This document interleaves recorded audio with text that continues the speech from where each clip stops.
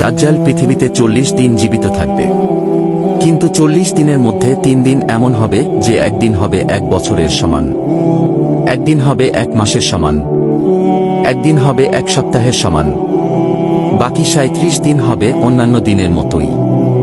দাজ্জাল 2টি স্থান প্রবেশ করতে পারবে না, একটি হলো মক্কা ও আরেকটি হলো মদিনা শরীফ।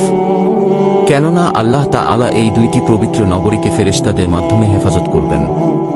দাজ্জাল যখন এই 2টি নগরীতে প্রবেশ করতে অগ্রসর হবে, তখন ফেরেশতাগণ তার রূপ অন্যদিকে ঘুরিয়ে দিবেন। রাসূল সাল্লাল্লাহু আলাইহি ওয়াসাল্লাম বলেছেন, এমন কোনো শহর নেই যেখানে দাজ্জাল প্রবেশ করতে পারবে না, শুধু মক্কা ও মদিনা ব্যতীত। কেননা মক্কা ও মদিনার প্রতিটি প্রবেশপথ ফেরেশতারা সারিবদ্ধভাবে পাহারারত থাকবেন। তারপর মদিনা শরীফ 3 বার ভূমিকম্পে কেঁপে উঠবে, এতে সেখান থেকে সব কাফের ও মুনাফিক বের হয়ে যাবে।